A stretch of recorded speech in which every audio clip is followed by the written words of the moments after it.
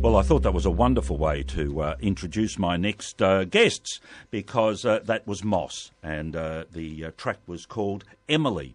Moss are appearing at the Fringe. They've got 3 shows coming up, and we'll go into greater details very, very shortly, but they've got 3 shows coming up. The first one is this coming February the 25th at the Port Noarlunga Arts Centre in Gawler Street. And Susan and Mark have spoken with me before here in the studio, Suzie Craig and Mark Simpkin. Good morning to you both. Good morning, Robbie. Great to have you here. Yeah, great to be here. Thanks for having me. Again. Yes. No, it's terrific, thanks. Pleasure. Now, Moss, first time participating in the Fringe? Yes, it is. Yes. Wow. Yeah, we're thrilled. And instead of just being a musical performance, we've made this into a combination of music, live theatre and the multimedia. So it'll be, we hope, a treat for the people that come along to the show. That's very experimental, isn't it? Yeah, videos and vision projected on the back wall, which is pretty exciting, as Mark just said.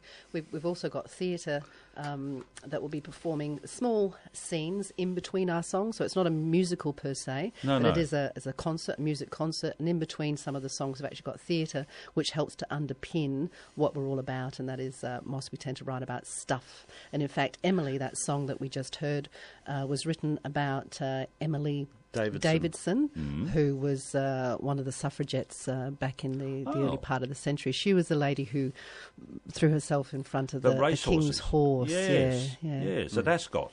Yes. Yes. So that indeed is a song about her. Yes. Right. Well. So your songs all have a message. Well, yeah, we like to think so. They're all inspired by an event. Like I must say, I wrote the music to that late last year. In 2015. So time's slipping by. Yes. And it, I put the tunes on the shelf, and then Sue and I went to see the movie Suffragettes. And when we came out of that, Sue said, "I've got to write about that woman." I was so grateful. Oh.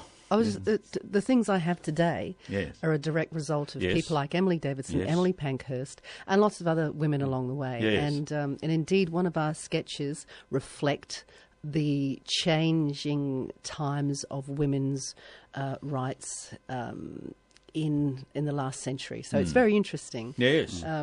And, music doesn't change the world overnight, but it certainly goes to help. And if we can talk about music and chant about music, then about, social issues and political issues, especially, for people in communities that are treated unfairly in the world, it just helps us think about it a little bit more. Yes, I agree. And one of the times that this was really evident was we wrote a song about gender confusion, about transgender in particular, and a friend of mine gave birth to a boy 20 odd years ago, and all her life she had wrestled with her the issue of what her gender was, and formally identified as a woman at the age of 19. She became Isabel. Nicholas became Isabel. Oh, wow. So I've sort of been there firsthand with that, and we wrote a song. It was called "Belle, Will You Still Love Me When I Change?" And Mark and I have performed that as a duo on 3 occasions. We had people from the audience, parents of adult children, say, "Oh, this is amazing. We're actually talking about this now." They felt alien and isolated, and just little bits of stuff like that. And if we can make someone's life a little bit happier and a little bit more less challenging, then it's our job done, I guess. Yes, I agree. I think the feeling I got out of that we I remember one chap that said, "My daughter only just came out this week and said she wants a transgender," and he was kind of a little bit sort of angsty about that. It was a bombshell. But given that he heard the issue through song, it kind of was a bit calming, I guess, is the only way I can describe it for him. That maybe this is not as off the planet as he'd perhaps perceived before. Maybe there is something to just appreciate here, that it's loving the person, not how they want to dress or and hell in the world we have today, love is peace and love, like the Beatles were chanting this in the 60s. That's right. Peace and love certainly wins over bombs and guns. Leads the way, doesn't it? Here.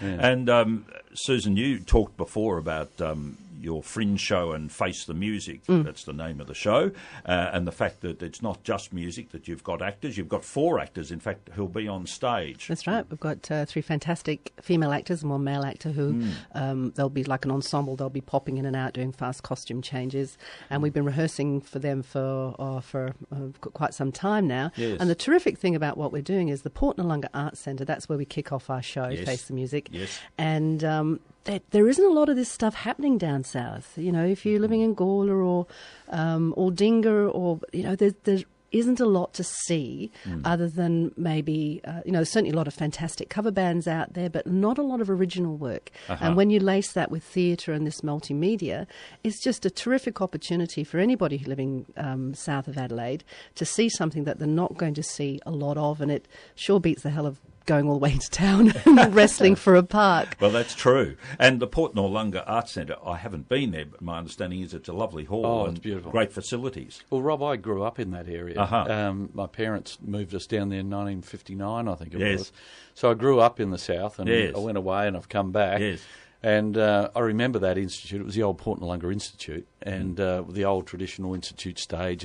But they've totally gutted the place, and they've made it so high tech and beautiful. It's a privilege to be on that stage with the technology that we've got to work with down there. So we're really pleased about it. Fantastic. Young Lachlan Sheehan is the sound engineer down there, who I know is going to do a fantastic job. Yes. But one of the people that shouldn't go unmentioned here is our director of the actors, is David Cronin. David has really put his spin. David has a lifetime in theatre. And we've Sue's known him for years. I met him through Scala, the local songwriting association in South Australia. And David has been a very joyous participant in putting the show together. He's co-written with you, Susan. That's right. He co-written with myself. He co-produced with Mark, and he is directing. So, and he's absolutely fantastic.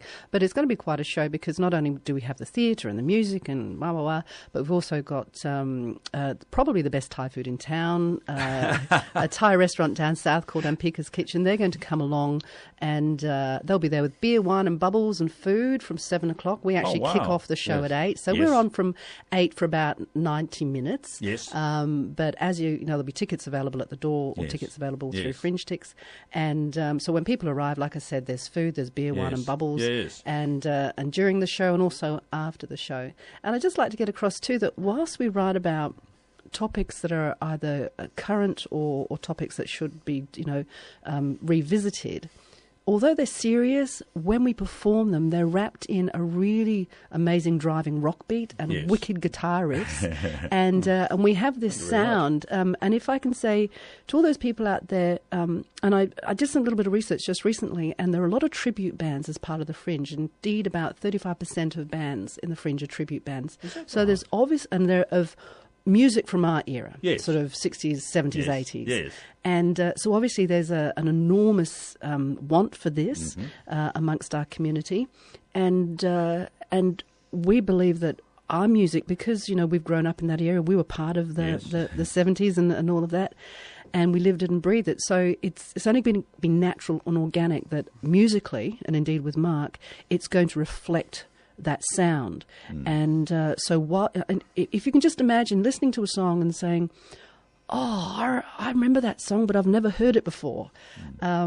We had somebody email us after we launched a song about the 70s called Ode to the 70s, and Sharon said, you did a great rendition of that song. And I said, well, actually, it's a new song. It's out. So that's kind of where we're at with it. So that's excellent. Excellent. And while the songs are, some of them may be deemed to be heavy in their topic, in fact, as you say, it's got a strong rock beat, and people are going to walk out high, full of energy, and having had a wonderful time. Yeah, and the lyrics are not necessarily heavy either. For instance, Braver Than You Believe, a song about domestic violence, the lyrics do not focus on the devastation of a family with domestic violence, be it men, women or children. Yes. But it's all about recognising that it's wrong.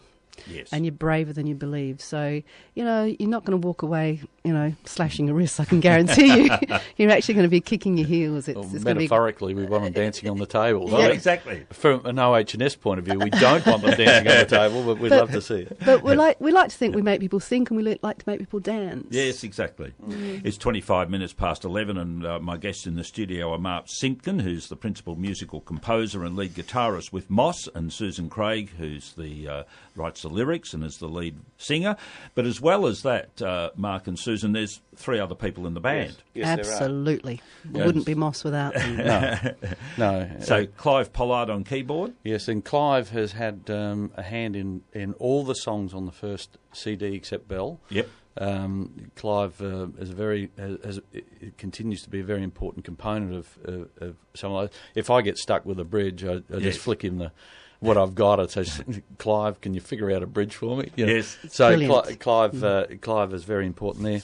And just in recent times with Graham Knowles and Peter Cornthwaite, I'm taking the view that, and certainly when the Fringe passes and we get back to our normal routine, is to turn our rehearsals into a songwriting session. And we've already written one song about an experience we had last year, and everyone has got their name on that one. And and so as a team, you're getting all different influences.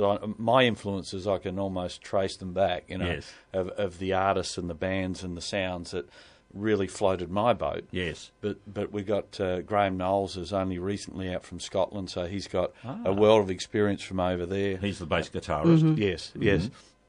Of course, Clive and Peter Cornthwaite has had a lifetime of music here locally, and so they've all got their own programming inside, and so when it comes to sounds and arrangements and all this sort of stuff, they all take a part. Before we perform a song, even the songs that we produced last year. Yes.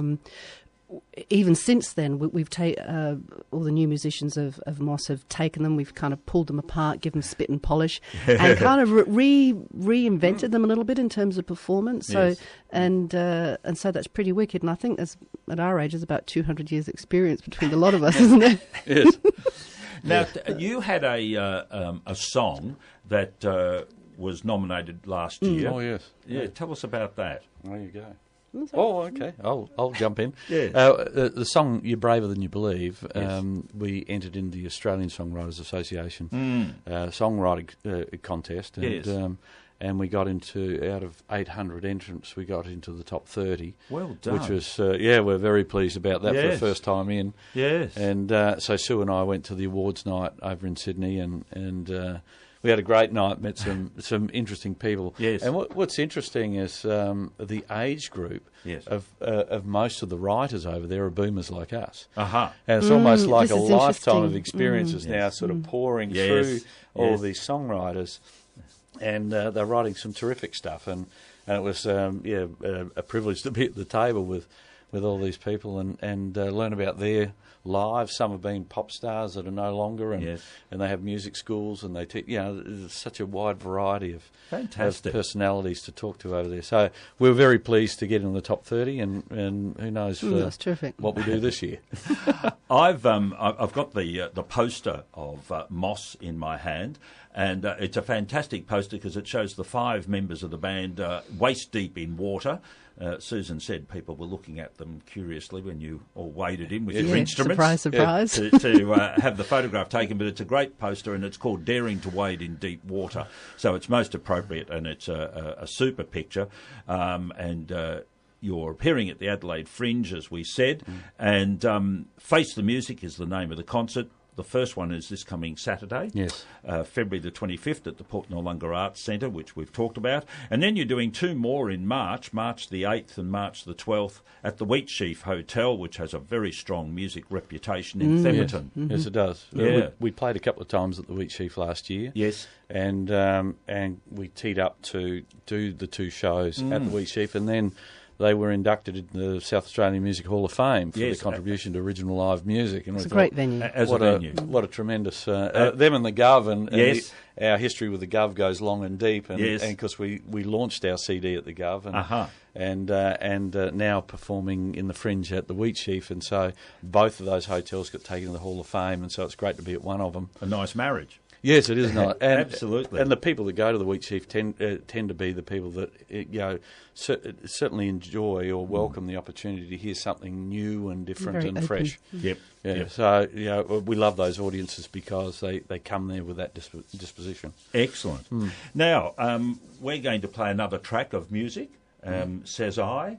And it's track 2. Tell us about track 2 because it's called Days Like These.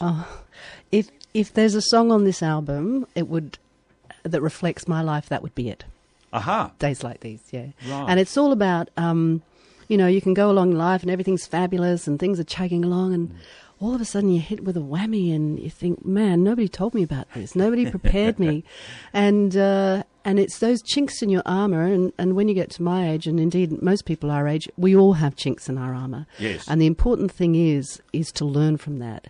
And certainly in the song I go on to say, now I dare to breathe deeper than I did before, because you just don't know when this next whammy's coming. So when things are terrific, you've really got to seize that moment and learn from what's happened. And so, days like these, it's all about, life is full of challenges and use those challenges to not waste a nanosecond of the good times. Hear, hear. My guests have been Suzie Craig and Mark Simpkin. They're in the band Moss. They've got 3 concerts coming up as part of the Fringe, so make sure you check them out. And Google free tickets, Rob? Free tickets? Oh, yes, we've got 5 free tickets. 5 free double passes to the Nolunga. That's right. The phone's going to be running hot. Okay. 83711000, so first people through, and 83711000, first people through. Wait till the music starts playing, otherwise I can't get near the phone. Yeah, first 5 people get a double pass. So first you and your 5 partner, people. you and your husband, wife, or your child, whatever. Yep, best friend. Yeah, best friend. Mate. You know what I mean? Whatever. That'd be great. Thanks so much for joining us. Pleasure. And, thank you for having us. Oh, that's a pleasure. We're going to go out with Days Like These here on Adelaide's Coast FM, where it's 28 minutes to 12. Thanks very much.